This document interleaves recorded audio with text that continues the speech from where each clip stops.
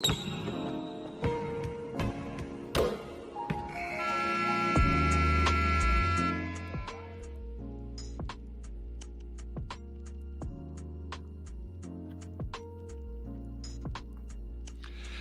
and welcome to your go-to Detroit Pistons podcast, the Pistons Pulse, co-hosted by me, Bryce Simon of Motor City Hoops, a former D1 hooper and current teacher, husband, and father of 3 amazing kids.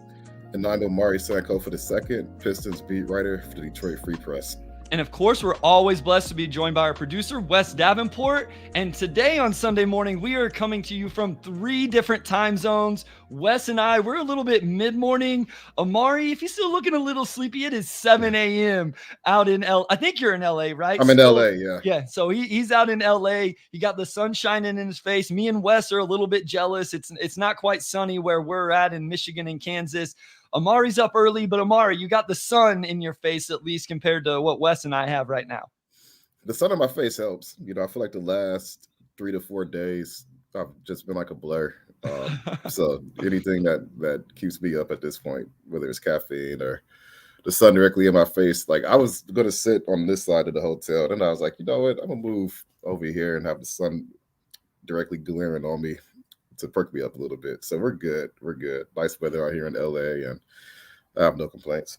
Yeah, it's interesting that this morning I was driving to every Sunday morning. I got to get up early, drive to a business I own. And I was making that drive. And it was the first, I was like, man, I'm kind of like exhausted here with all this NBA content. Like I'm so fortunate to have the Pistons Pulse and Game Theory. And I started the Substack and all of those things. But the deadline wears people out. And here's the thing, Omari, like I don't write like what you write. I can't imagine what you guys are doing with all the words you have to write and the deadlines you have to hit and all of that. All I do is get on here and yak my gums and talk, you know? So I feel like the deadline, especially with games, right? Like this, it's not like they stopped the games. There was a game on Wednesday. There was a game on Thursday. Then they played on Saturday. It has to feel like 2 more games and then all-star break. That's got to feel like a little bit of time for you to take a deep breath and relax, right? Like you have to be looking forward to that just a little bit. Yeah, this past week, really the last 4 days, I've probably been my busiest 4 or 5 day stretch on this job in a while. I know I kind of recapped it when we did our post deadline pod on Thursday. That was Thursday, right? That was Thursday. Briefly, I flew out to Portland Wednesday, watched the game Sacramento that night, and then 2 trades happened that day as well. So it was just like 9 hours of travel to get to Portland, reporting on trades, and then you have a game to watch. The next day was the same, except without the flight. But of course, they made a lot of deals. Like I was on West Coast time, so I woke up at like 8 a.m. Like I was still like kind of jet lagged, and then they made a trade like 10 minutes later, and I'm like, all right, here we go. Had a game that night. Friday, flew to LA. But before that, we talked to Trey Weaver like 7 a.m. Oh yeah. West Coast time. So I still had to wake up early the next day to talk to Trey. And then yesterday had a 12:30 game, so I was at the arena by like 10 a.m. And then finally today. So it's like 3 games in 4 days while you're traveling on the West Coast. You have multiple flights while you're covering trades because of the trade deadline, multiple interviews. And then we finally get to today, and I'm doing the pod. And like, I feel like I've thoroughly earned this all-star break coming up. So it's been fun though. Like, it's like one of those things where like, you're like running around nonstop, and then you kind of look at everything that's happened, and you're covering like 8 new guys, and the team's just in a completely different place. Like, it's been a fun week. Like, it's been a really long week, but it's been fun. Yeah, I mean, it's one of those things until I got to know you and work with you and do the pod with you. I was like, man, the life of a beat writer has to be amazing, right? You're around these NBA players and you get to interview them and go to practices and travel and all of that. And I don't think you're complaining by any means. No, I think you love what you do, but there is a side of it that's just hectic and crazy and nonstop and one thing after the other. I couldn't do it because I'm very schedule and oriented and like just having my schedule all over the place would be crazy to me. I want to get to some comments here real quick, Omari. So Maurice Hood says, first time I caught the live show. Cool. Philip Bender says, finally watching the pod live. Will J, I love Will J. He always pops in. Thank you for the show, guys. We'll listen this afternoon. Also, if you get the chance later, Ivy Street. Yeah, so we'll take some questions, guys. If you're watching live here, we can get to that stuff. But Will J, appreciate you. Always pop in. Let us know that you're going to listen. We appreciate that. Also, Omari, quick shout out to the more than 300 almost 300, I should say, live viewers on Thursday for that trade deadline. That's probably going to be our most watched and listened to pod of our 110 episodes now. So shout out everybody. Shout out Troy Weaver in the front office for all the moves they made. So people wanted to tune in because it could have been the Chicago Bulls or the Atlanta Hawks who didn't make a move at all, and we wouldn't have had anything to talk about. So before we get to that stuff, let's actually talk about, I want to ask you about Gallo. And then I want to talk about the actual games that were played, Omari, because the Pistons have sneakily played some good basketball the last 3. So real quick here, Danilo Gallinari got waived after we had recorded. Any insights into that situation or what may be used with that roster spot? I know Weaver said they're always looking for players and talent. I'm sure some of the fan base is going to point to Stanley Amude. Any perspective on Gallo getting waived and what may happen with that roster spot? Yeah, it's funny because he was not with the team before that game last week, and people asked about it. And at that point, I wasn't sure what was going on. And I ended up being the first one to news like a few hours later, like, Danilo Gallinari is getting waived, which, I think was disappointing news for a lot of fans, just given that he had played pretty well, especially relative to expectations. At the end of the day, he's a guy who's 35 years old. Limited opportunities to bring Hunt, so I think the Pistons were happy to accommodate him. You still keep Mike Muscala, who, of course, has played really well for this team since they acquired him as well. And then you have that roster spot open.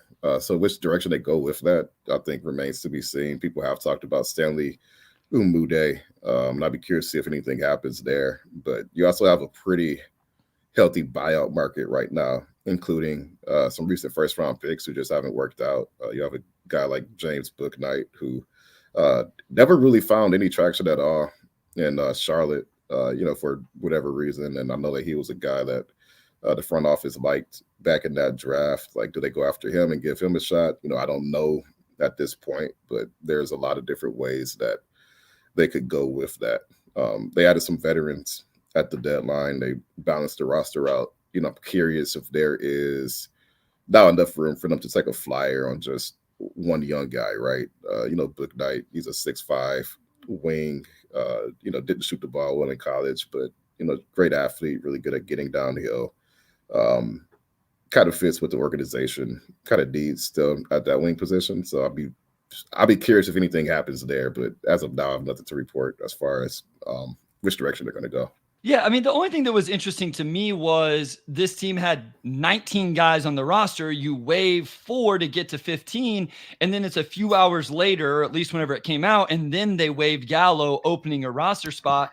Like, I just thought that was interesting. Instead of making Gallo one of the waives you made to get to 15. So, but maybe the team, like you said, maybe they wanted an open roster spot to either show some love. Like Michael says, why take Amudier off a 2-way at this point? Like, my thing is, like, just give him some love, build some relationship with his agent and him if you think there's a real future there, if you feel like he earned it. Like, so that's the caveat, right? Like, if they feel like he's done everything the way they wanted and showed progress, et cetera, you just throw a guy a bone to be like, hey, we see you, we appreciate you. And that builds some, like I say, chemistry and all of that between the organization and the player or the agent. I'm really interested to see where Gallo goes. Omari, I'm really interested for the buyout market in general, like just the NBA in general. I think we've heard Spencer Dinwiddie is going to end up with the Lakers. Kyle Lowry is going to end up with the Sixers. And there's some restrictions on some of the buyout market as well.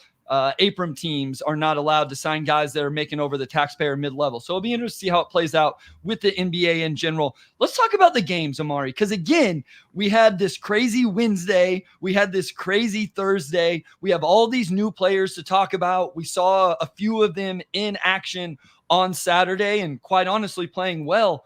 But let's go back to the Kings game, where Detroit goes into Sacramento without Cade, without Boyan. They actually started Killian Hayes, who we've talked about gets waived a couple days later. They go into Sacramento and get a win. Then they beat the Blazers on the second night of a back-to-back, coming back from 20 down. Let's save yesterday's game for right now because that's a different roster. What did you think? Those back-to-back games, Wednesday, Thursday, win over the Kings, win over the Blazers. Ivy's playing well. Cade, I think, is in a role that makes more sense in what he wants. What did you think about those couple games? Yeah, they were really good for Detroit. I mean, they really, for the first time this season, look like they're starting to sustain strong play and really figure out who they are as a team. Because coming into the game against the Clippers Saturday, which was pretty back and forth. In the previous 8 games, they were 4-4, and then before that, they had won 5. I think of their last 12, and you had a win over OKC in that span too. Just going back to last week, I think what really stood out about it, besides the fact that they won, is just the nature of the wins, where both nights you are limited by injuries and the trade market, and you're also on the road. Starting off a West Coast wing with a back-to-back. So those are just, you look at the schedule and you're like, these look like schedule losses, right? Like any Yeah. team that does the amount of trades the Pistons have done, you're starting a road trip, like it's just going to be tough to win. And like that's not what happened. Like they went to Sacramento. Jaden Ivey scored a career high 37 points. Duran had a really good game, and they just went in there and they handled business. I don't even think they had Cade in that game. Which they had traded Monte Morris earlier that day. Like they were really shorthanded and they shot the ball well. Like they played defense down the stretch. Just they were on it. They were on it, and despite being shorthanded, they came through. And I was not at that game because I was in Portland, but I was in Portland the next day for that one.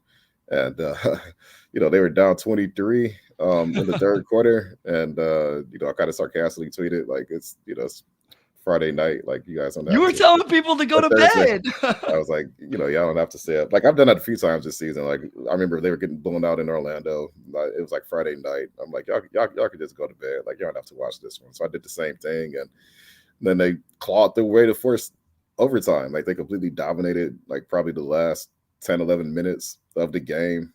Marcus Sasser, who struggled, stepped up and hit some really, really big threes, had some big steals. Jalen Duran turned up defensively, especially in the last 6, 7 minutes of the game.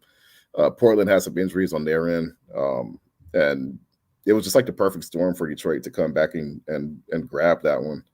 And the locker room after was just like so happy. Like it was like 6, 7 dudes in that locker room. Like it was just completely Okay, empty. so And real quick, I want some more perspective on that because you don't often yeah, tweet about the locker room after games. And I don't yeah, think you're trying to be like secretive or whatever, but it stood out to me just as someone that has followed you for years now, even before we became friends and co-hosting a podcast and all of that, that like you specifically mentioned this is one of the happier locker rooms I've seen after a game. Like it just, was it because of kind of the intimate nature of how many players there were, or just the comeback? Like what was kind of the vibe, I guess? Because I found that very interesting. yeah. I think especially in the past year, like they had just won so few games that the locker rooms after, for the most part, had been a bit more subdued, in attitude and personality. I mean, you can really kind of sense the energy of the game in the locker room after, whether it was a disappointing loss or an unexpected win. You could feel those emotions in the locker room afterward. And after any win, it's always going to be a lot more upbeat. Guys are going to be a lot more like loose and in a joking mood, playing music, and we did have some of that. But it was also just the fact that out of the main roster, you had 7 guys, and like Jared Rhoden and Stanley Umude, pretty much since early November, they've been with the Motor City Crew, so we hadn't even really seen those guys in a while. And they took a flight out to Portland on Thursday because of all the trades that took place. So really, just from the main roster, there were 7 guys that we had consistently seen all season, right? Like you have Cade, you have JD, Ivy, Wiseman, Sasser, and there's like 2 players that are not Asar Thompson, somebody else, but just to go in there and like, I think one, just how few players were in there was like sort of funny because you look at the bench, they had like 4 guys just to sub in for the starters, and you go in and it's like, man, like they really cleared this roster out. Like there's nobody in here.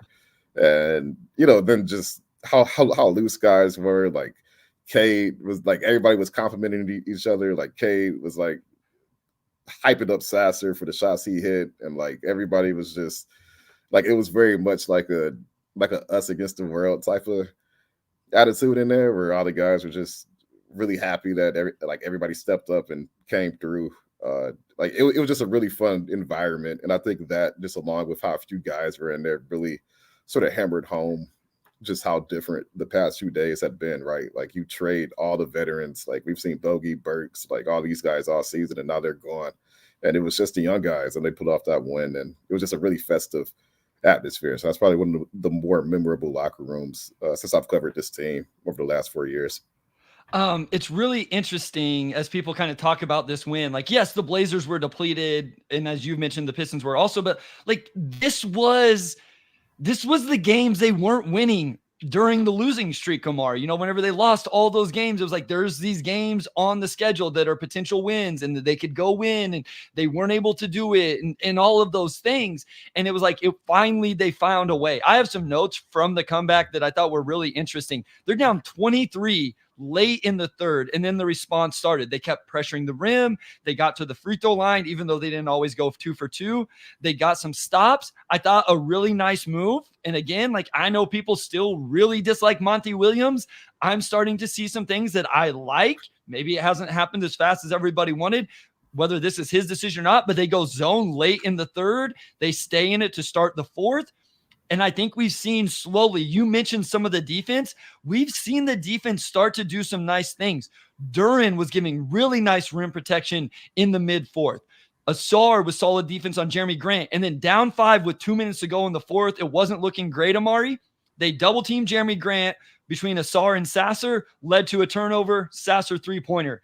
Cade hits a clutch mid-range jumper. They get another nice double team that ended up in a transition dunk, I believe, for Asar to tie the game. And then they almost won the game in regulation. They doubled again and got another steal where Sasser just wasn't able to finish that layup right at the buzzer. So I wanted to give, I guess, Monte Williams or whoever's making the defensive decisions right now some love for going zone, the traps, but also the players for executing those things, coming out. And you can just see some of the rotations, some of the double teaming happened in the Clippers game as well. But, even Jalen Duren, his verticality and rim protection. I thought Asar, Sasser, and Duren were really good defensively, especially in the fourth quarter and overtime of that game. I thought so too. You look at the turnovers they forced late. You look at JD, a guy who doesn't get a lot of blocks, but he's like stonewalling guys at the rim. And there was just a verve I think they had on defense that they haven't really had for the majority of this season. And the reasons for that, some of it could just be young guys starting to figure things out, like Asar and Sasser. Of course, have been pretty good defensively all season, but they've also had some moments where they haven't been. Asar, just fouling a bit too much, and Sasser giving up size, but they really locked in down the stretch. Ivy's been a lot better, I think, over the last, how many games have they played? Like 50. Like I think his last 25 games have been so much stronger than his first 25, as far as just the awareness and effort he's showing on the defensive end. It probably helps that you have two guys and Bogey and Burks who have scored a lot of points for this team, but they're also not the strongest defensively, and I think opposing teams really capitalized on that. So to an extent, I think just placing some of these guys in the bigger roles by necessity led to a defensive upgrade in that. And now you even look, now you have Fontecchio, you have Quentin Grimes, you have more guys who can really sort of limit that dribble penetration. I actually asked Monty Williams before the game against the Clippers yesterday. We hadn't really seen Jalen Duren position himself to block shots the way he did against Portland late. He hasn't averaged more than a block per game in either of his 2 seasons yet. And obviously blocks are just one measure of rim protection. Not even a great measure of rim protection even, but, I just asked about his positioning and if he wants to see that more. And Monty actually said, you put more pressure on the wing defenders almost to like limit the penetration to begin with, because you don't want the center to have to be your primary line of defense, right? It starts up front. So I thought that was interesting, but you look at the moves that they did where you did not acquire a rim protecting center, but you do have wings that can just upgrade the perimeter aspect of it. And I think you're starting to see some of that pay off, right? Like you have guys who can stay in front of their assignments, like plus athletes like Asar, Sasser. They're getting more minutes just because of the players who were traded ahead of them. And the team just seems like it has more connectiveness on that end of the floor compared to early on. Well, and they had a really good one in the Clippers. I thought defensively they were pretty good against the Clippers for most of the game. And Yeah. then the Clippers just have Kawhi Leonard. The Clippers have Paul George. The Clippers have James Harden. Amir Coffey came in, who's been really good for them this year. And he made some shots. Like, they made plays. The offense stagnated for just a little bit too long for Detroit on Saturday. But my favorite possession of the year, Cade is on Kawhi, and I want to give Cade some love as well. I think he's done a good job the last 3 or 4 games. Hasn't been every possession or all game, but definitely isolated possessions against some bigger wings, holding up really well. I think it was, Jeremy Grant in the Blazers game, and then Kawhi and PG a couple times in this game, but he's on Kawhi. Ivy comes to double. They execute it perfectly. They run Kawhi into the corner. Kawhi tries to throw a skip pass to Paul George on the weak side, and Asar is aware and just a top 5% athlete in the league. He gets a steal and a run out dunk. Like, I just think this team is executing things like that so much better. They're trapping, they're rotating out of the traps, even just rotations in general when they're in scramble mode are better. I'm not saying it's perfect. All I'm saying it is better. And here's the thing, and we're about to talk about these guys a little bit more. I think Fontecchio helps that. I don't think he's like a lockdown wing defender by any means, Omari, but I thought he moved his feet really well. I thought he understood positioning. If they're going to play Troy Brown and Shake Milton, I think those guys do that. And at the end of the day, Quentin Grimes' real upside is the defensive end, right? Like, yes, he can shoot the ball, but also can this guy really come in and guard? So they've added those guys to this. It's really interesting. Like, I can see the vision defensively, and we started to see it play out just a little bit. I'm excited to see what it does more. That's the games here. We probably need to give Jaden Ivey some love at some point and talk about him specifically. Maybe we do that right after this break, but then we also got to get into Simone Fontecchio's debut. I mentioned Troy Brown Jr., Shake Milton, Quentin Grimes will play eventually. We got to get into that stuff a little bit more now that we've had a couple days to digest it. No doubt. It just feels like a new team, I think, in a lot of ways after this past week.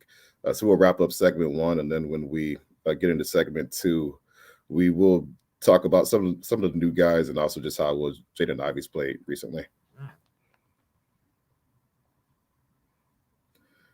All right, we are back with segment 2.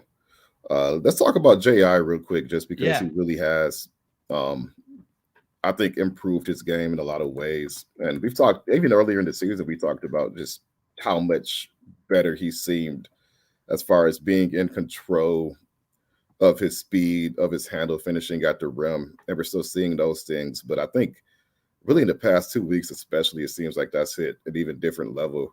You look at his numbers on the season now. He is, after this hot streak he's had from 3, he's up to 37.4% from 3 this season. He's shooting 46% overall. And really the only knock is that he's 72% at the line. And his free throw struggles kind of make you wonder how sustainable the shooting is. But along with that, he's just been good. He's been so much better since he became a full-time starter back in December. I'm about to pull his numbers up now on Basketball Reference because he started every single game since the 18th of December. That's a 26-game stretch. So in that span, he's averaging 19 points, 4.8 rebounds, 4.6 assists, shooting 46.9% overall and 41.9% from 3. Like, that's a 26-game sample size. So in a lot of ways, he's been, I think, a top 2 player on this team for an extended period. Just what stood out about his improvements in that span, Bryce? Well, I think it's the process and the way he goes about his decisions. There was a very specific play in the Clippers game where it's mid-second quarter. He has been on a historic shooting streak, Omari. I don't know if everybody got to see the broadcast. He hit 12 straight threes between like these last 3 or 4 games. That's tied for the 6th best streak all time. Really, it's the 3rd because like second place has 5 guys tied for second. So the best ever was 14. And then there was like 4 guys tied with 13. And then 12 is the next. Fun fact here, Shake Milton is actually one of those that had made 13 in a row. And there were 3 total Pistons on that graphic. Do you happen to know the 2? The other 2 that go with Jaden Ivey? One was No. in 2000, just a few years. So they were all before Langston Galloway and then Terry Okay. Mills. I just like Okay. there was 7 people on the thing and 3 of them were Pistons. I just thought it was interesting, or they did it with the Pistons. So, but he's on a historic shooting streak from 3 for him. And in the second quarter, he's in transition. He could pull up and shoot a transition 3, but he hesitates, makes James Harden commit just a little bit, and then attacks him downhill. And we know he has this elite first step. You and I have talked about this since the draft process, Omari, about how J.I. would come into the NBA with an elite first step. He showed it off there. He got the finish. The fact that he's shooting so well from 3, but is still showing discretion and processing to turn some of them down and get to the rim, I think is big time. He's been really good, man. Like every game I watched, how many dudes get to the rim with as much ease as Jaden Ivey? I just don't think there's that many. Like there's multiple, right? It's not like he's the best in the league at it, but he does it really, really well. And he can do it on ball, off ball, in transition, in the half court. There's still some processing stuff. I think the floater has to get better. I talked about it. His passes are like off target. He's unselfish and he sees the passes, but he throws them off target. And some of his finishing goes in and out. I think he's been really, really good. And then you mentioned earlier, I think the defense has been the biggest area of improvement with Jaden Ivey. I think he has truly, truly made huge strides on that end of the floor. Yeah, I agree with all of those points. I'll talk about his first step first because that was the main appeal, I think, of drafting him when he came out of Purdue. And last season, he was fast, but he was still developing the rest of his game around that, where sometimes he would get too fast for his handle, or he would get so fast that it's like he would get to the rim quicker than he was ready for, and then he would brick the layup. We saw that a lot last season, and we haven't seen as much of that this season at all. And what's been impressive is that I still think his handle has a long way to go. Like north-south, he's great, but as soon as it requires a little bit of wiggle, you still see some breakdowns in his handle. You mentioned his floater. He still has some improvements he can make. But yeah, I mean, we saw it against the Clippers. We've seen it in all his recent games. Like he's just so quick. And I think he's exactly aware of how fast he is and how defenders are going to play him. And he's generated a lot of offense just off of that. Somebody got a clip from last night's game against the Clippers where he just brings the ball up full court around half court. He has a stutter step to make the defense commit a little bit. Then he just glides right past them. And like it's stuff like that. That's just, you talk about it like an engine for your offense. Like that's something that defenses cannot properly game plan for. And it just makes everybody else's life so much easier, especially when you have shooters around who can dike down shots. You couple that as well, and I thought Cade played a really good game against the Clippers. Where I agree. All game, he didn't even make his first shot, I think, until midway through the second quarter. But he had only taken like 2 or 3 up until that point. Like he's getting blitzed, he's getting run off the line, he's getting trapped, and he's just moving the ball, finding open shooters, like making the simple plays. And in the past, we've seen him try to play through that, and it just doesn't work. And like yesterday, he just played through the flow of the game. Let me ask you something real quick. I thought he had more energy at the end of the game. Like I thought yesterday was a game where it's like, and we're going to come back to JI, but I was like, this is who Cade wants to be. Going back to how he played at Oklahoma State, Omari, where, like you said, he just sprayed the ball to shooters, and then fourth quarter over. I don't want it to get too heliocentric, but he got to his spots. He just missed some of them mid-fourth. He made them later in the fourth. I thought he really, really had the energy late in the game, defensively and offensively. I thought that game kind of was really a microcosm of who he wants to be and how he wants to play. 100%. I agree with that. And when K is being blitzed like that, it also just opens up so much for Jaden Ivey. Like he needs to be in attack mode, and he's done that. And I also think he's looked much more like an off guard rather than like a point guard in that stretch. And I know that that's, it's like the modern NBA. So you have like multiple guys who would initiate, but there's been so much debate as far as that. And you really just want JI in attack mode, not thinking. Like he's going to make, the right reads here and there, but you don't want him necessarily being like the table setter. You want him to bring chaos, right? You have Cade who can be the table setter, and when he's being blitzed and double teamed like that, JI has got to be the primary guy who's taking advantage of that, and I thought he did that. Yeah, so I want to. So Team Savant says Cade played terrible in the fourth, and Jared from Twitter says Cade came alive in garbage time. Like like I said, I thought he got to his spots in the mid fourth when they really needed him to get buckets, and he missed them. So I guess, like, to your guys' point, yes, like if that's, and he had one bad turnover in that stretch. I don't know that I would say it was straight garbage time, Jared, but yes, like it was. I think they had got it to 11 or 12. Like the Pistons truly made a comeback when he was getting those buckets. Still, I think that that's kind of the process of how he wants to navigate a game in general. Let's get back to J.I. So Will J said earlier, do you believe in Ivy's three-point shooting? So you gave the numbers. I think before the Clippers games, I wrote this out. He was up to 38% on over 4 attempts on the year. In his last 3 games, he was at 78% on 6 attempts. Last 7 games, 62%. Last 11 games, 56%. So obviously he's on a little bit of a heater and hot streak. But just in general, I think he's always going to be a guy that maybe fluctuates up and down. But I truly think at the end of each season of his career, we can be looking at a guy that's 35, 36% on 4 to 5 attempts a game. And with everything else he can do, I think that's all he has to be as a shooter.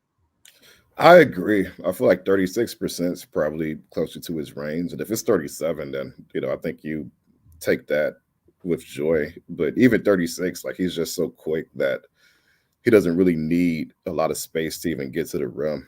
So I think he's always going to be able to generate pretty good 3-point looks for himself, especially next to Cade. And he was streaky in college, like he was streaky last season. He's been streaky this year, even though this is probably the best year he's had as a shooter, like so far, like looking at college and the NBA. So you look at with 30 games left, how much longer will he sustain it? And does he go through a slump at some point that knocks that percentage down?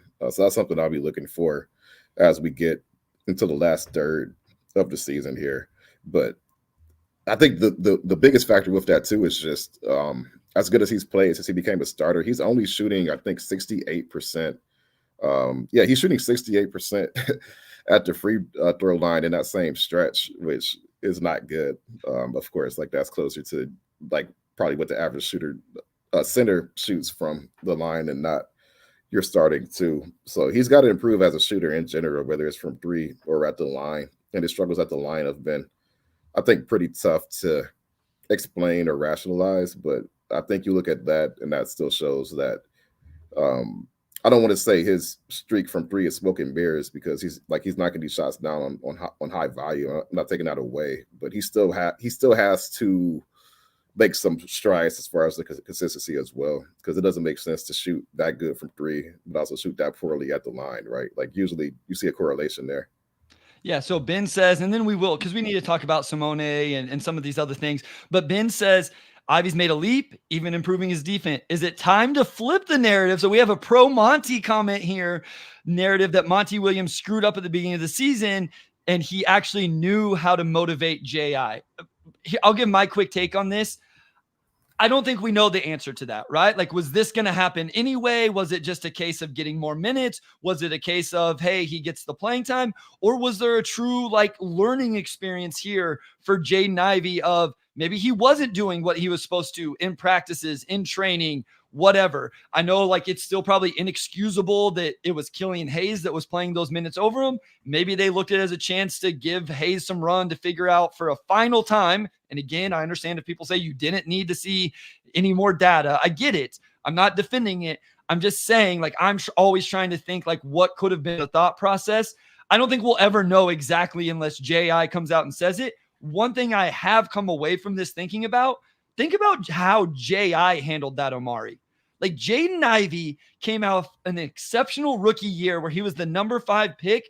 He never once complained. It was us. Like it was people like me complaining about Jaden Ivey not getting enough playing time or not starting. We never saw him, at least publicly, complain about this. On the bench, he was still engaged, being a great teammate. I give Jay a lot of credit for how he handled that situation, and whether it was directly from that or not, now he's playing some of his best, I think absolutely the best basketball of his young career. And again, anybody still selling Jaden Ivey stock, you can sell it to me. I'm still buying all of it. Yeah, I feel like discussing Monty's treatment. I don't want to say treatment. I'll say handling of J.I. is like a minefield because you have a lot of people who are like passionately against, just how little Ivy was playing. One thing I do push back on a bit is that people talk about J.I. as though he was picking up DNPs and like Sure, sure. and that was never the case. Like, but should he have been playing more? Probably, but people kind of talk about him like he was just languishing on the bench. That's not really the situation. Like he's always played this season. It's not like Monty just wasn't playing him. But we have seen, I think, a big improvement in Ivy's effort on defense. Since the first half of the season so far. Like ever since he became that full-time starter, I think we've seen a noticeable improvement in his defense. And I think a lot of the reason why Monty played Killian over JI was because not just the defense, but I think specifically the mistakes JI makes on defense, I think were the type of mistakes that just really, really, really irk head coaches. And you have Monty who's trying to set some sort of standard as far as just your effort on that end. And people will, of course, have quibbles with Killian being the guy who played over JI, given that, Killian leaves so much to be desired on the offensive end. So I'm not defending that. I will say JI's defense has improved a lot. Like he was, I think, a destructively bad defender to start the season, and that's not the case anymore. And I do think that him having to earn his way onto the floor through his defense, right? Like he was getting benched whenever he would jump into 3-point shooters, which he was doing a good amount. Like he's cut down on a lot of those bad habits. And I do think that Monty's tough coaching on him has been a factor in that, So, if you want to say Jay should never play behind Killian Hayes, like I think that's fair. But I also do think that putting J.I. in a position where he had to work to get those minutes and really polish up his defense, knowing long term that J.I. has to be a plus defender to really maximize that fit next to Cade. And seeing what he's doing now where he's playing so well, like it's not like it crushed his confidence, right? Like he took it in stride. He still said the right things. His energy was still there. And then when he actually got that starting job back, he's played the best basketball of his career, So you could talk about the process, you could critique the process, but I think the result for JI has been really, really good. It's not, to me, it's not like a motivational thing. It's just more so a stop fouling shooters, stop, making some of these mental mistakes you keep making. And he's responded to that, like people are going to quibble with the process, and I think that's fair, but I think the result has been really good for JI. Yeah, and I'll just say, like, because in general, I want to give the players the credit or the critique or whatever. So I want to make sure the emphasis and the focus is still on Jaden Ivey and him taking the initiative to get better and play the way he's playing. And it's awesome because it's a huge part of whether this thing pans out or not, right? Like, we can talk about the trade deadline and this and that and this move. At the end of the day, Cade, Jaden, Duran, Assault, like, and even to a lesser extent, Sasser and Stewens, like, those guys have to be dudes. Like, to me, this whole thing truly hinges on the Cade, Jaden Ivey backcourt. Like, in my opinion, like those two guys have to be a big time backcourt for this thing to really play out moving forward.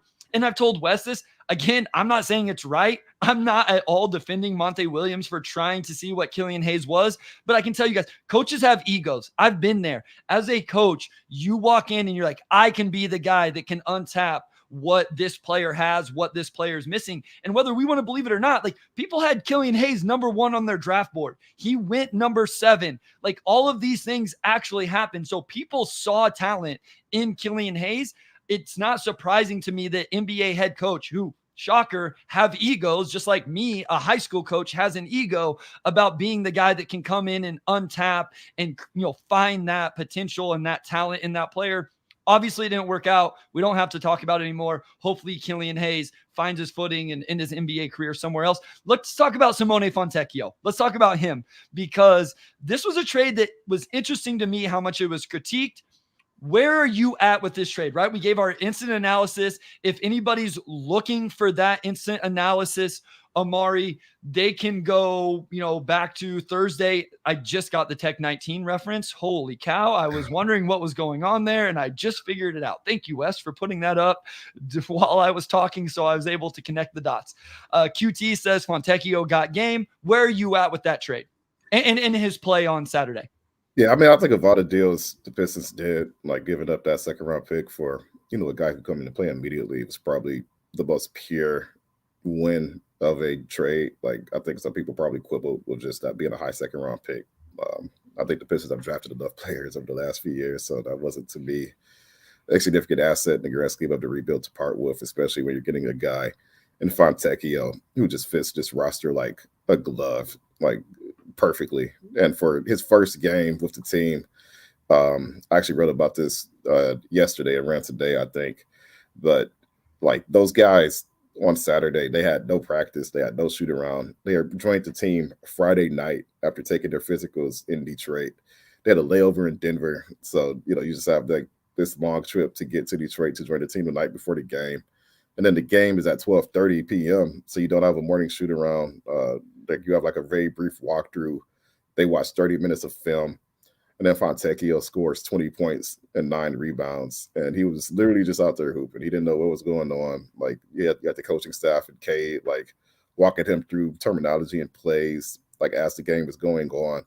And it's funny, too, because, like, his first 2 possessions were a turnover and like an airball 3. Airball 3 in transition. Yeah. Not good start. And you look at it, and it's like, yeah, he looks like a guy that just got here and doesn't know what's going on. But then that second 3 fell. And pretty much from that point on, I thought he was pretty good. And that's like the floor, right? Like that's what he did. He was 3 and 9 from 3. He didn't even shoot it that great, Omari. Didn't even shoot it that great. That's what he did. Just no prep at all. Like just joined the team, just met his teammates, like just out there hooping, right? So like he is a really good fit for this team. He doesn't need the ball. He's a catch and shoot guy, but he could also play make a little bit. Like we saw him take guys off the dribble a few times. And I've seen people talk about how he's a sneaky good athlete. And things along the lines of that. So I'm looking forward to seeing him play a little bit more. Like whenever I saw him play for Utah, I was always impressed by him. And now you have 30 games left to really evaluate that fit in Detroit. And I think all the signs on Saturday were that he's going to be a really good player for him. All right, let's stay on Fontecchio. We're going to go to a short break. When we come back, we'll talk about him. There's some other players on the roster and starting lineups, rotation stuff. We'll get to all that. I know there were some questions as well. We'll touch on all of that before we break or before we shut it down, but we're going to go to a quick break right here. All right, we are back with segment 3, our final segment. And we're going to keep talking about Simone Fontecchio. We have a question here from Bub Freak. Hey, guys, thanks for the morning shift. Ideally, where does Simone fit on next season's roster? 3 or 4, starter or bench? And I think the beauty of that is that he could do all of those things, right? Maybe they upgrade to 4 over the offseason. I think that remains to be seen. But I think either way, you probably feel pretty good that he's going to fit. How about you, Bryce?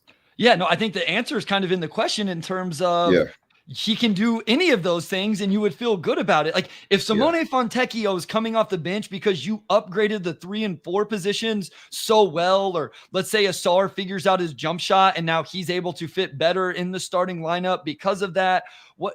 That's a great situation. If you told me Simone Fontecchio is the starting 3-man on the team next year, I'm feeling good about that. If you're telling me he's a starting 4-man because the free agent signing or the trade or whatever, I think we both believe there's some sort of big move coming this offseason. If he needs to be the 4, I'm comfortable with. He had 9 rebounds, Omari, on Saturday. He can guard a couple different positions. He's a good team defender. I thought he was active. I think he had maybe 1 steal or something like that, but I thought he was involved in some more disruption even than that. And at the end of the day, he provides floor spacing. So whatever lineup you play him in, it works. My thought is, and I'm just trying to judge this kind of based on the value and what was given up and the contract that you're because here's the difference between him and Quentin Grimes. Grimes has 1 more year on his rookie deal. Fontecchio is a new contract this offseason. And I know we had somebody ask about the cap hold on that. I think we're going to try to get Keith Smith next week. He can give us some more insight on there. My guess is it still wouldn't be so much that it would completely derail anything. The Pistons are going to have so much cap space.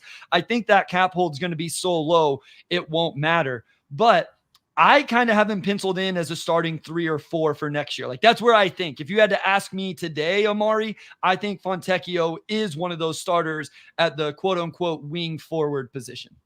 Yeah, I think a lot of that will be dictated by just how strongly he finishes the season, because that will also dictate the type of offers he gets in restricted free agency and what the Pistons are going to have to pay just to keep him. But yeah, the bottom line is that he could serve all of those roles. And I think a big appeal from Detroit's end was that he just gives you insurance there. I mean, he just gives you insurance for whatever role you need at the 3 and 4, and you feel pretty good about it. And I think because you have that, you don't necessarily need Fontecchio to guide your offseason plans. If you want to upgrade to 3 or 4, you could do that. If you want to draft a 3 or 4, you can do that. I don't think he has any bearing on the strategy there. And that was the appeal for Detroit, just to get a guy in who's going to be a long-term piece, regardless of the capacity of his role or how he plays from this point forward. So Sage says, hopefully we see him doing some movement shooting stuff. I saw the Jazz guys talking about it. Listen, I think he has real off-ball relocation, Sage. Like, I have it in my notes, and he just didn't get found in some of those situations. I also am not sure he knew all of the sets. I watched them try to run a patented one that Monty ran for Boyan, where Boyan would set a ball screen and then immediately come off a flare screen at the top of the key. And it looked like Fontecchio was a little bit confused, and then the defense was able to lock in on it. I don't think this is a guy that just stands in the corner. And you alluded to this, Omari. He did more off the bounce in that one game than I expected to see in the 3 games we were going to see pre-All-Star break. Like, I don't think he's amazing. I don't think he has a ton of wiggle, but he has enough shooting gravity and then ability to attack those closeouts to get downhill, straight line, and then he'll just be a ball mover and those type of things. Michael brings up a good point. He was strictly a 3 in Utah, so this would be a big shift to have him at the 4, but I'm fine with it. That was also a team that played really big. B-Ball Reference has, in his 2 years in the NBA, like right under 20% at the 4. So again, it's a thing where you could start him at the 4 if you had to, and then he can play, if they stagger whatever, some minutes at the 3. So it would be a little bit of a shift. I just think, for me, he has the body type, the size, and the rebounding ability that he could do that if they needed him to.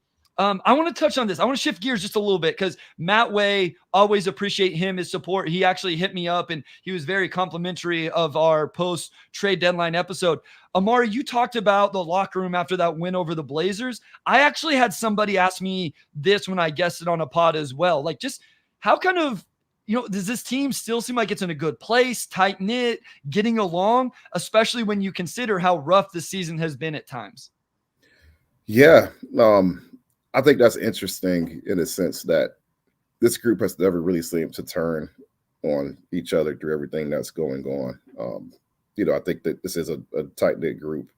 JD, Cade, Ivy, Seth, like all these guys get along really, really well. And, when you go through that type of season, you're losing 28 straight games, you probably expect to see a bit more friction than what you saw. I thought it was interesting. Saturday, just the first time we talked to Simone, Troy Brown, and Shake Milton was like after the game. Like, we hadn't had any press conferences or anything just because of the road trip and, just the timing of them joining the team. And Troy just, like, that's one thing he talked about was just how tight the group seems, like, how the chemistry seems good, how it seems like a group that's serious and wants to win, which I think to sustain that through everything that's happened this season is a pretty good vote of confidence, right? Like, you have a team. Well, for one, they're joining a team that already is removed from that 28-game losing streak to an extent, right? A trade had already taken place and they had already been winning more games, so just from a pure quality of play standpoint, they are a better and more improved team than the version that lost those 28 straight games. So Fontecchio, Trey Brown, Shake, those guys are coming into a locker room where all the young guys are pretty tight knit. They're coming off 2 big wins. Like, they've been winning more games over the past 3 weeks. And now you come in and it's just, how do you continue that momentum, right? So they're not coming again thinking, oh, this team stinks and like we have to be saviors. They're like, this team's figuring things out and we're adding to that. And that speaks. I mean, we talked about Cade, how he stepped up as a leader through it all. I want to talk about JD, because JD, I think personality-wise, has really begun to blossom a bit more this season. Like, he's the guy that keeps everybody loose. He's always getting, like, teasing guys, getting into them. Like, he keeps the atmosphere loose. He's the one playing music after wins. Like, you start to see guys step into these certain roles, like Isaiah Stewart, like, he's the leader on this team. Like, you're starting to see them step up in different ways and get more comfortable with themselves and figure things out. And I think a lot of that is just young guys growing up. You have a young team that dealt with more adversity than you ever had to think. And I think they got thoroughly humbled. We talked about the momentum they thought they would have over the offseason with all the pickup games and whatnot. And they started the season 2-29. Like none of that carried over at all with the injuries and everything. And like you're starting to see small things that shows that they try to put that behind them. So maybe if there's any upside to that losing streak is that it happened so early into the season that you still have so much more basketball left to play and you can sort of end the season on a better note. So I'll say all that to say, the team did stick together through all of that. And I thought it was insightful to see the new guys come in yesterday and, they didn't talk like they were on a team that lost 28 straight games. They're like, this team's trying to win. We competed today. They won the last two, and we could still probably do something this season, even if it's not going to be a playoff berth. Well, and I think maybe not with Shake and Troy Brown as much, but with Fontecchio and Quentin Grimes, those are guys that I would assume are here for at least a few years. And so like they're kind of part of this now moving forward. I thought you really saw that. I thought Cade especially seemed to show a lot of emotion every time Fontecchio got a bucket. Like I remember specifically in the second half, Fontecchio got an and one, and Cade showed a lot of emotion. I think like slapped him on the chest and stuff. They seemed to really be excited for him. Like you said, he had barely been around.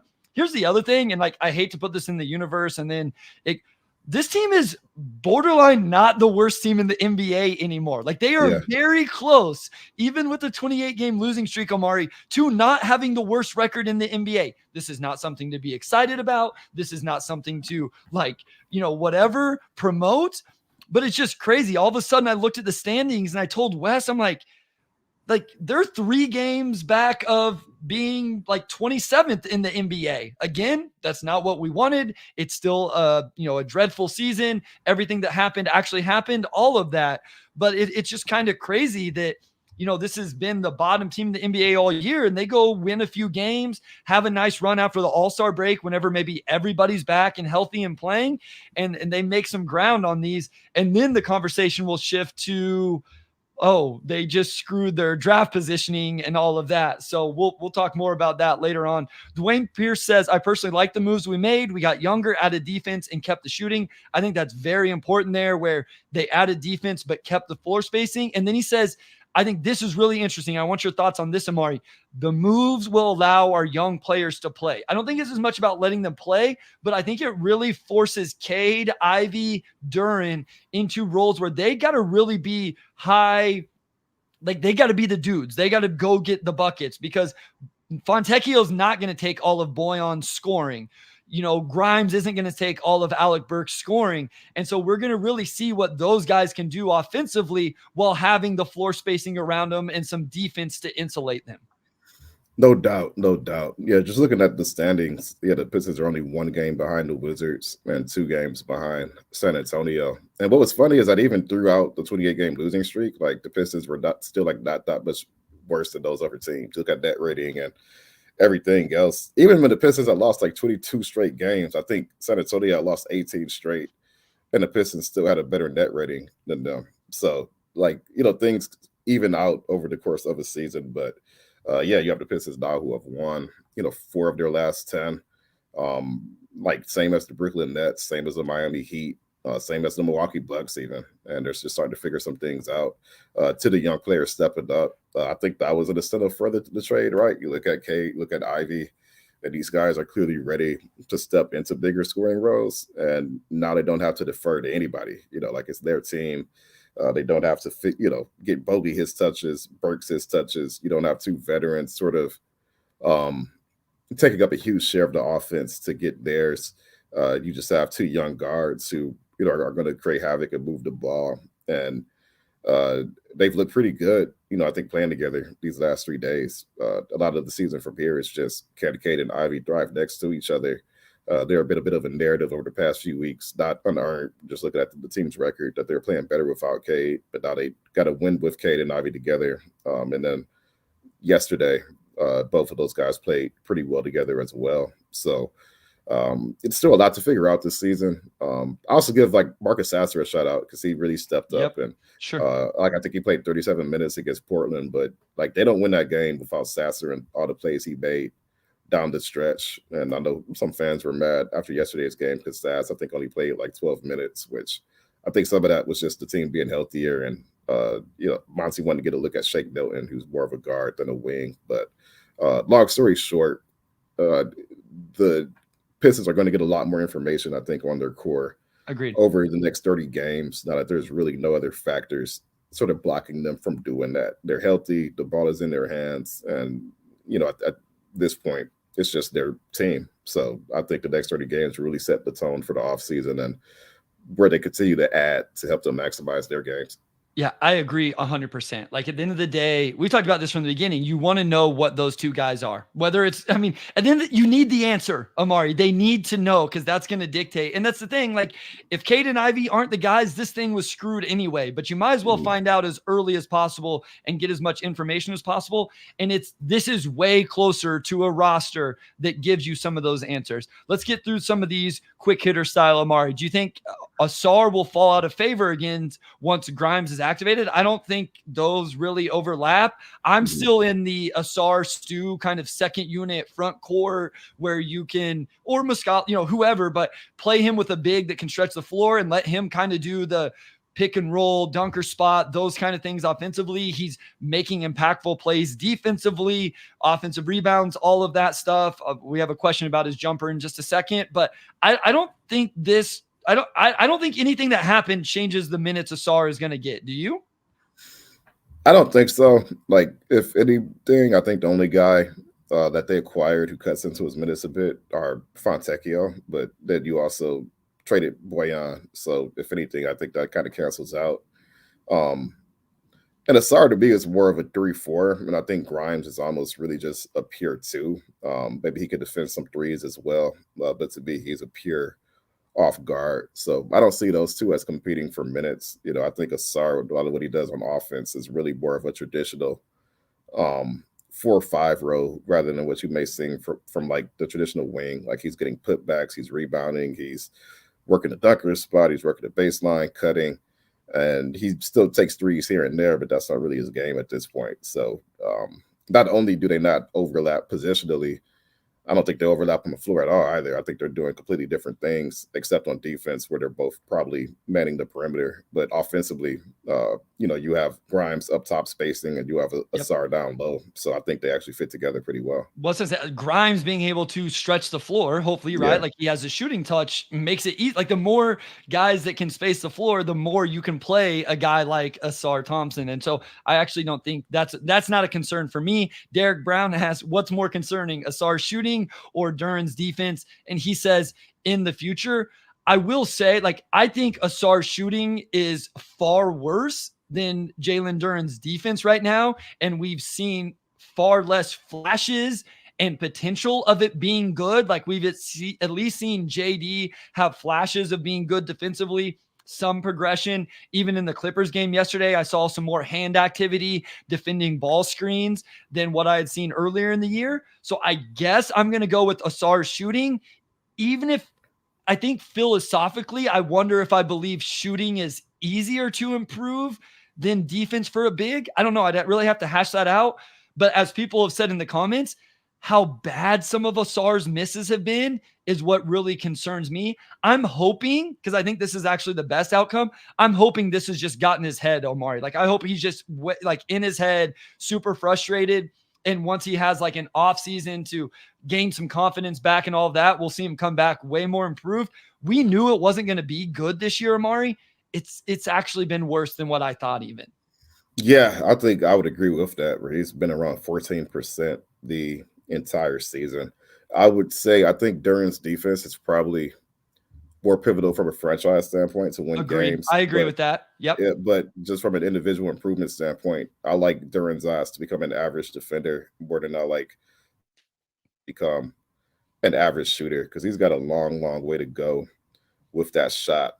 And we talked about Ausar's role sort of declining like around game 30, 35. I think his shooting was a big part of that. I think when you trade for like a floor spacing big in Mike Muscala, it's just easier to have more spacing on the floor. Like previously, you're playing Ausar with Duren and then other guys who can't shoot, right? Whether it's Bagley or whoever else, it just cramped the spacing, I think, a lot more. So doing that's allowed Ausar to just hone in on what he's good at a bit more, where he's screening, he's rebounding, he's doing all those things. But he's gonna have to get in the lab this offseason for sure. Because just the way he shot this season, I think realistically, you see a guy shoot like that, and you don't necessarily expect that guy to ever become a plus shooter, right?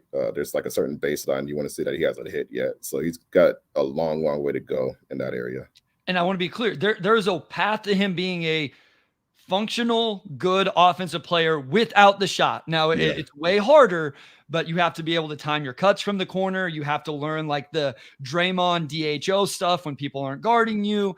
And then it limits who you can play with on the floor. So it's not like, oh, if the shot never comes, you can't be an NBA player. I'm not saying that. I don't think either of us are saying that, but it has been concerning.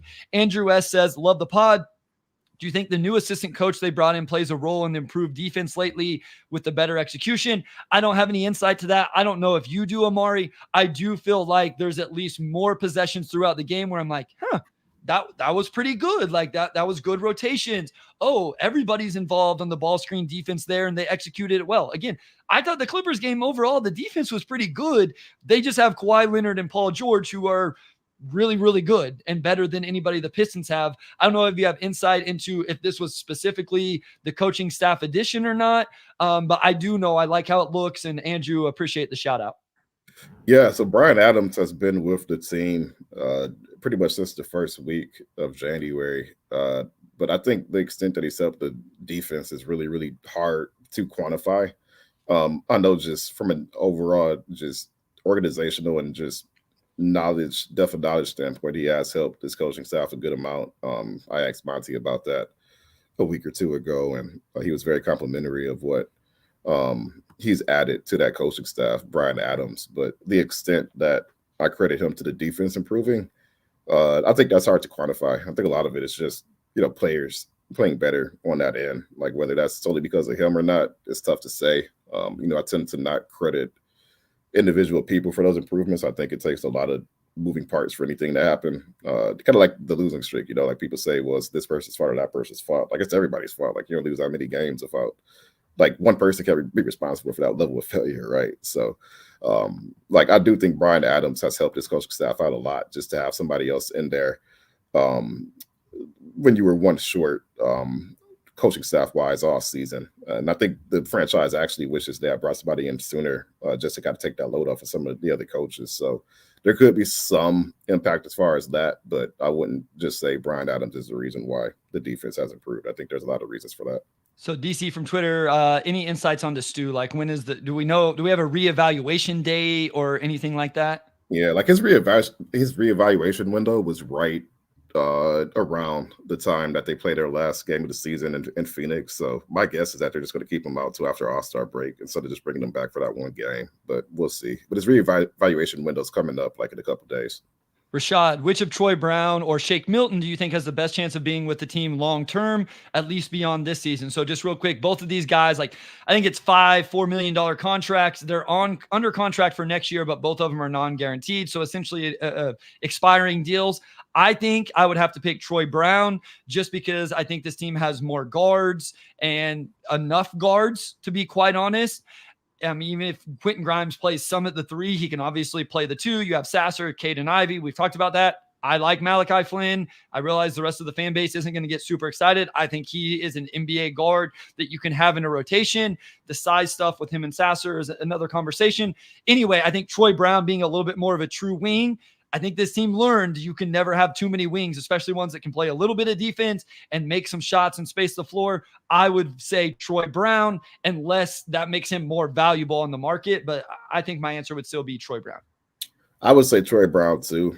He just plugs a much bigger hole as a 3-and-D wing.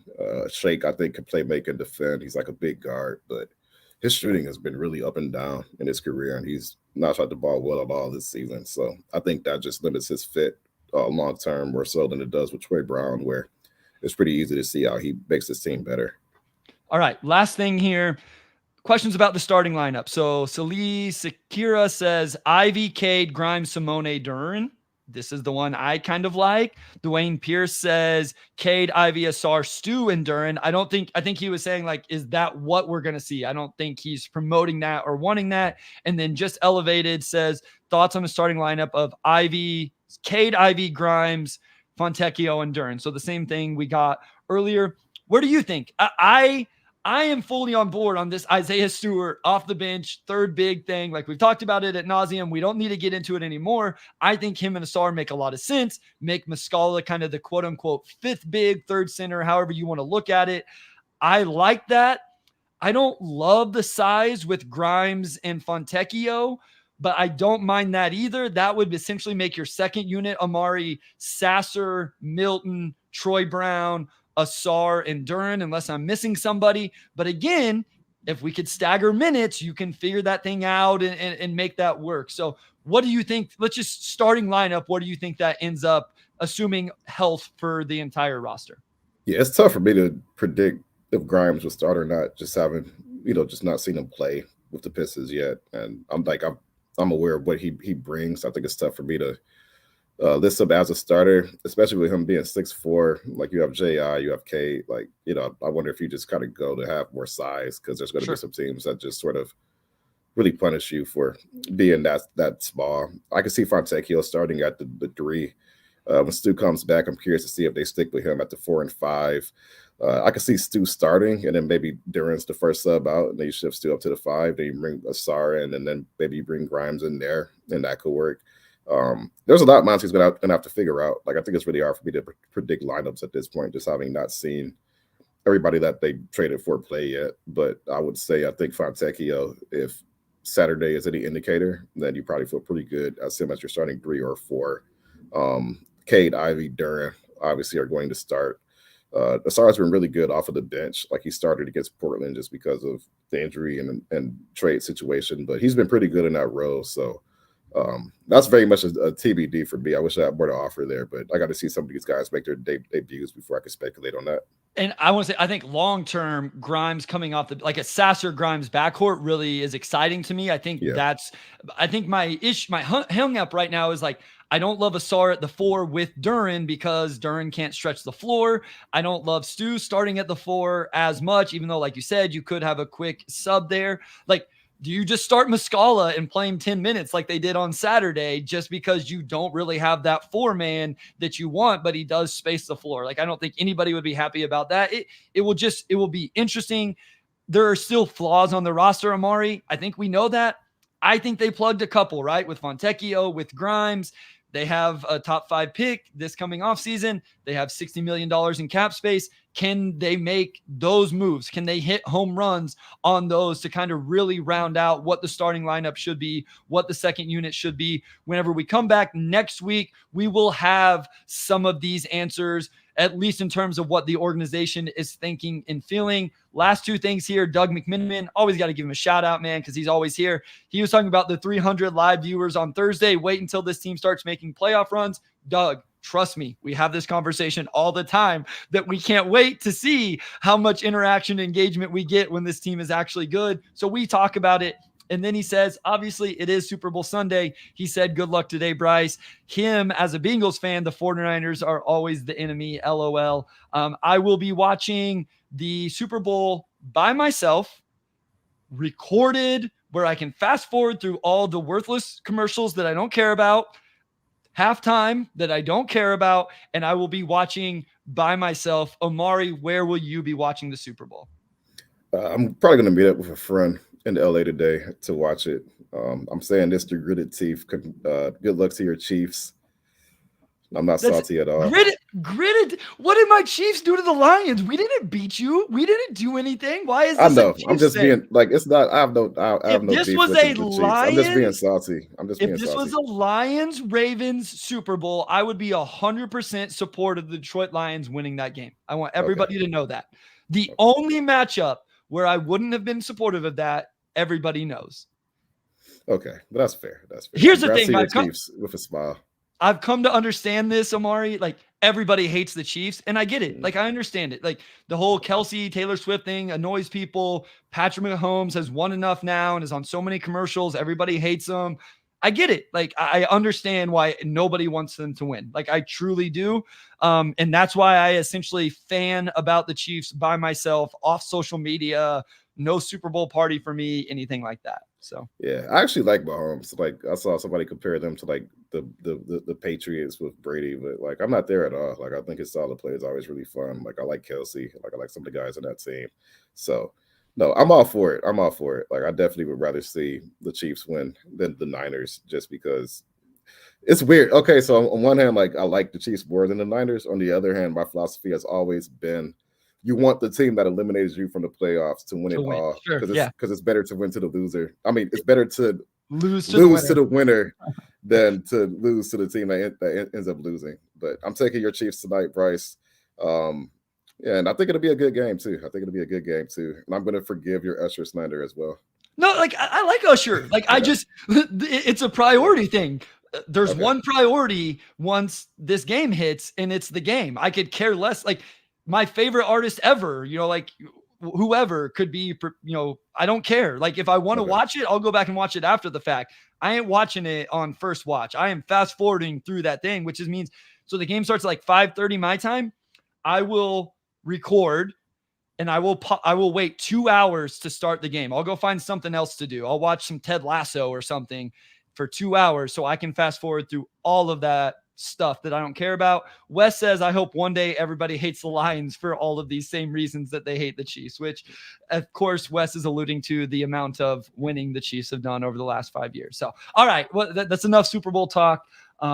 Hopefully we won't talk about it next Sunday, win or lose, because if they lose, I don't want to talk about it. And so then it's not fair if they win that we do talk about it. So we'll cut it off. If they win, I'll congrats you. If they win, okay. I will not take any victory laps. I promise. So hopefully, I reached out to Keith Smith. We're hoping we can get him on. He can break down the deadline for us, look to the future, all of those things. If not, we'll have a couple of games to talk about, all-star break, all of those things. And real soon, Omari, NBA draft stuff is coming really, really soon. We can start diving into that as well. So should be a lot of fun. Today was a great episode. Thank you for everybody tuning in. It was a really good turnout again for a Sunday morning. So we appreciate all of you. If you're listening, please like, subscribe, all of those things help us grow. Rate, review on Apple, Spotify. We'll read those if you drop a good review there on Apple. Thank you as always. Omari, take it away, my guy. All right, I'll close this out. Big thanks to our audio producer, Robin Chen, our editor-in-chief, Nicole Avery Nichols, our executive producer, Arjanette Delgado, and our sports editor, Kirkland Crawford. And big shout out to Wes as always. And we'll talk to you all next week.